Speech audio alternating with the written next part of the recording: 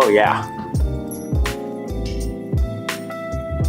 What's up guys, welcome back. So as promised, today I will be reviewing the new Stealth Carbon Air 32 Mach 1 from PSE. I know that's a mouthful. Lots of people are just calling it the Mach 1. Lots of really cool new stuff on this bow. You know, we got to shoot the demo of this a couple weeks ago, but it was just a 60 pounder. But I was really impressed with that, so I was really looking forward to getting the 70 pounder in today. So as always, I'm going to start with just the technical specs on things, and then we're going to run it through the chronograph at 30 inches and at 28 inches with a multitude of different arrow weights to kind of give you guys a good feel of what this bow can do.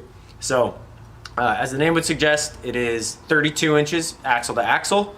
This bow IBOs at 332 feet a second, which may sound a little slower than a lot of the flagship bows out there, but it holds really true to spec, if not overperforms a little bit. It has a 6 1/8 inch brace height, so pretty on par with most flagship hunting bows out there.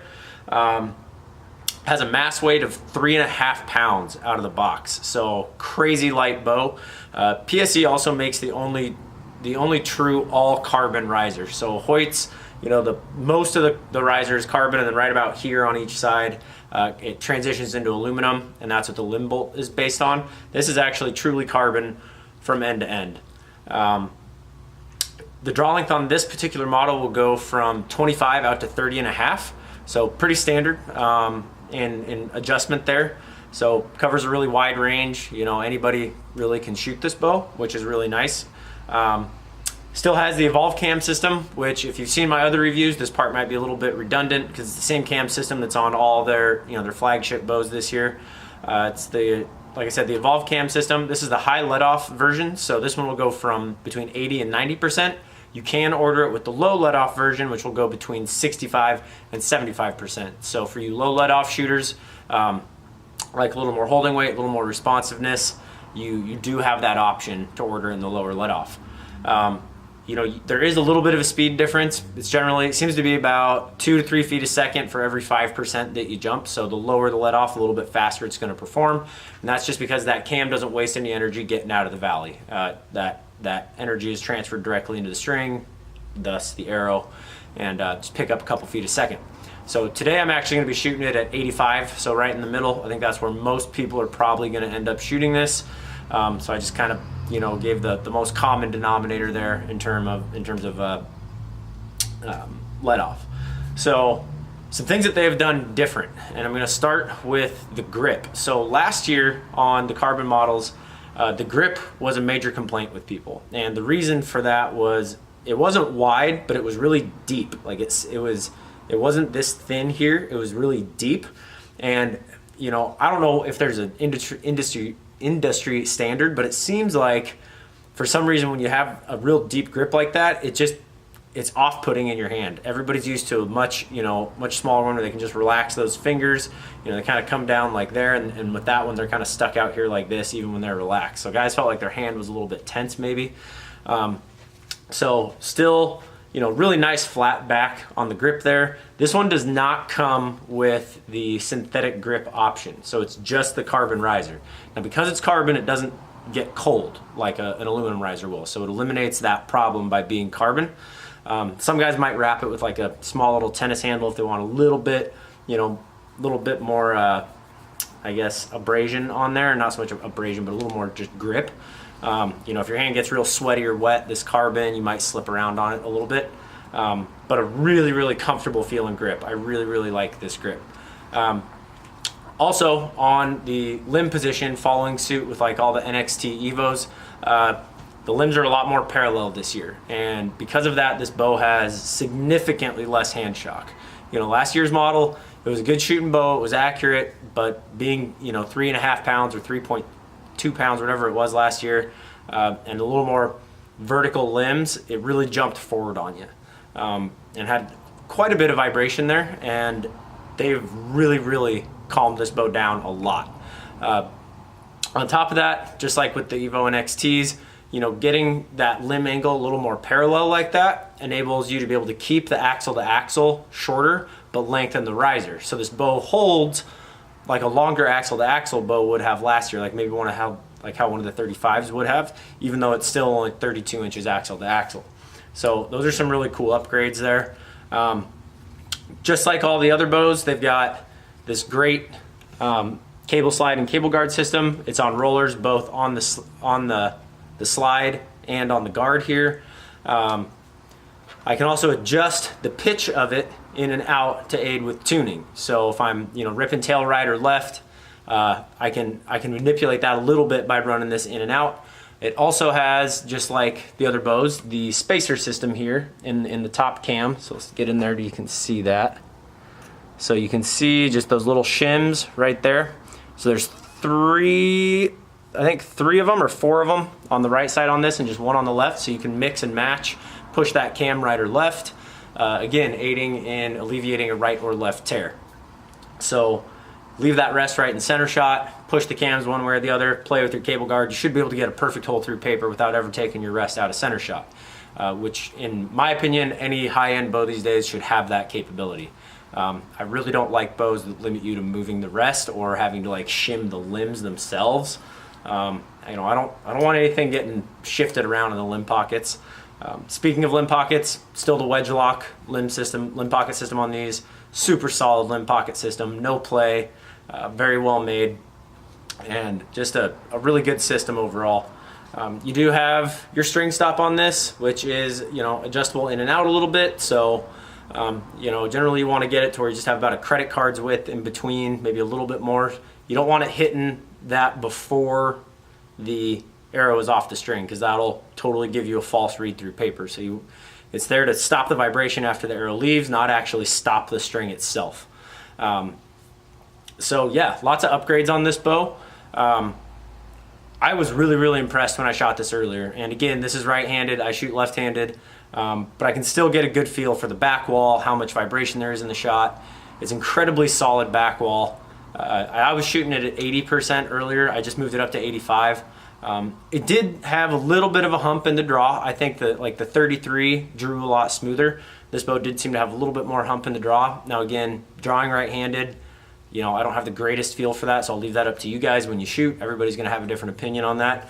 But I really think you guys are gonna like this bow if you're looking for a new bow. Like I said, at 3.5 pounds, when you get your full quiver full of arrows on there and you get your stabilizers on there, you're still gonna be probably just a little bit over what a Matthews bow would weigh without any stuff on it. So really cool for guys that like to, either they're packing their bow a long way, or they're shooting in the mountains, they're breathing hard, a real heavy bow is just hard to hold for them. This is the answer. So I've got my chronograph set up. I'm gonna get the camera gear moved over there and run some arrows through this thing and see what it does by the numbers. So stick with me, I'll be right back. All right, so I got the chronograph all set up. Again, this first test is at 30 inches, 85% let off, 70 pounds. I've got arrows ranging from 501 down to 376 grains, so kind of a full spectrum of arrow weights, whether you're shooting an elk arrow, whitetail arrow, or 3D arrow. So I'm gonna turn the light on here. And let's see what this thing can do. So first arrow, 501 grain arrow.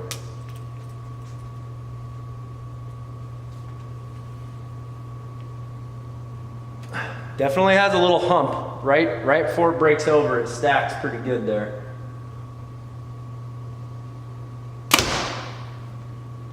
.290. So 501 grain arrow going 290. That is some serious knockdown power. Next arrow here, this is a 472 grain arrow.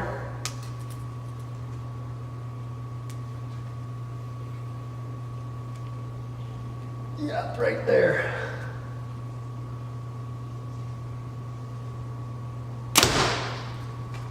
.295, so 5 foot a second jump. This definitely draws stiffer than either of the Evo NXTs did. Granted I'm right-handed, so I'm making this look a lot harder than it actually is, just because 70 pounds with your offhand is a lot of weight. But it's got a little bit of a hump. I will say though, there is no hand shock. There's a little bit of a jump, or like a thump almost, like somebody's just lightly flicking you in your palm, but there's no vibration.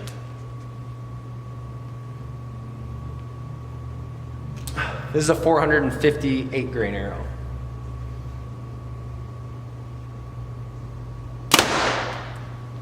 .301 with a 458 grain arrow. This is a 420 grain arrow.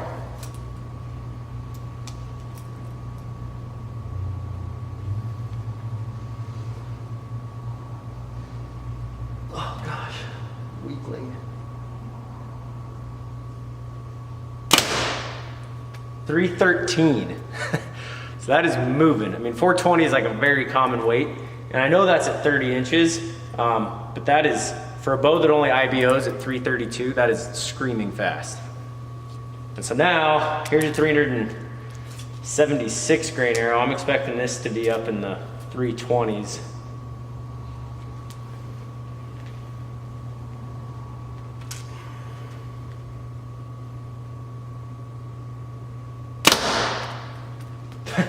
.329.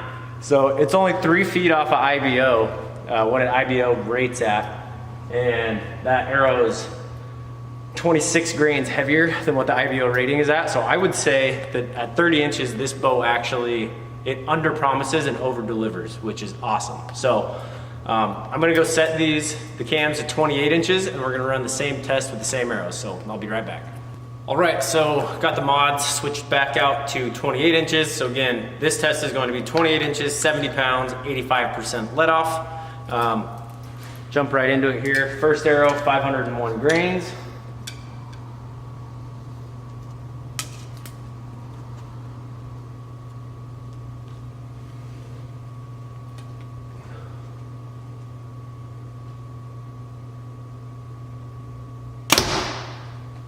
.268, so still almost 270 feet a second at 28 inches and a 500 grain arrow. That's pretty ridiculous. That's some really good speed. This one's a 472 grain. I will say I don't notice as big of a hump in the draw at the shorter draw length.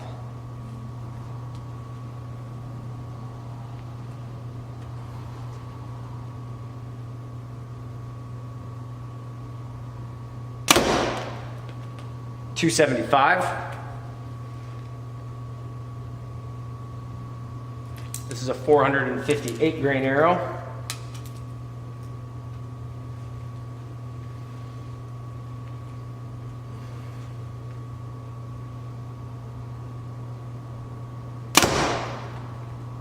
.279, 280.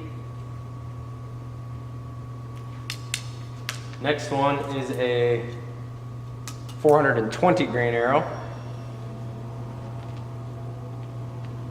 This would be a really common weight that somebody at this draw length would probably be shooting.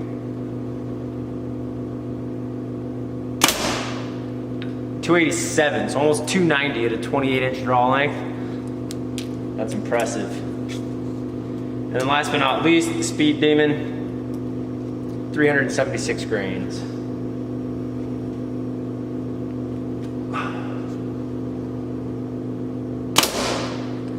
.302. So there you have it.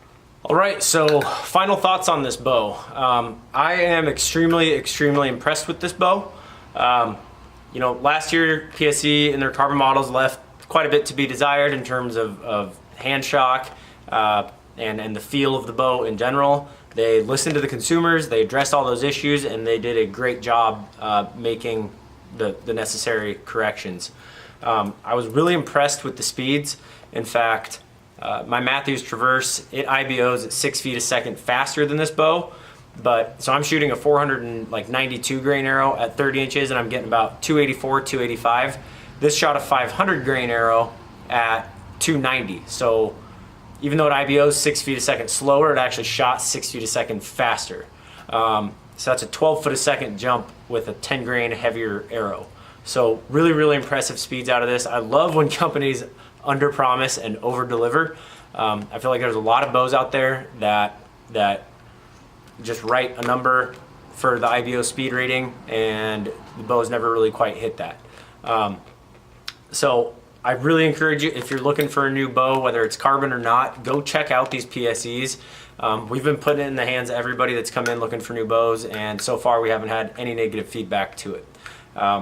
It's a heck of a shooting bow. It's got pretty much everything you're looking for. You know, whether you're going to do hunting, 3D, combination of both. You know, it's got a good axle to axle. It holds well. You know, to 6 1/8 inch brace height. It's plenty forgiving while maintaining really good speeds. It's a very efficient cam system. You'll even get a little more speed if you shot it at the 80% let off instead of the 85s. So if you have any more questions on this, please feel free to comment in the comment section below or hit us up on Instagram at inside_out_precision. I'm still getting some questions on the Amazon links, even though I've said it in the last 4 or 5 videos. So all the links to Amazon are in the video description of all the videos on the channel. So go there. If you're looking to get some new gear, you know, we got a lot of mostly clothing on there, like hunting clothing. If you know, looking for some new gear and want to support us, you can kill 2 birds with 1 stone. Doesn't cost you anything more, but Amazon gives us a little kickback for using the link that we provide, and it's a win-win deal. Thank you for hitting the subscribe button if you haven't already. We really appreciate that. And yeah, I really think you're gonna like this bow, so go check one out at your local PSE dealer. I do want to say, and I apologize if this ruffles some feathers, in the first video I did on the Evo NXT31, I said that we could tune and ship these bows. My PSE rep actually told me we cannot do that, so they did some restructuring in their dealer program and we can no longer send PSEs, so I apologize for those of you who were excited for that. You can always send us a bow if you buy it somewhere else and you want us to tune it. We do that all the time, but you know, your local pro shop should be able to take care of you just fine. So again, thanks for watching. Keep it in the middle until next time, and remember, precision is a decision.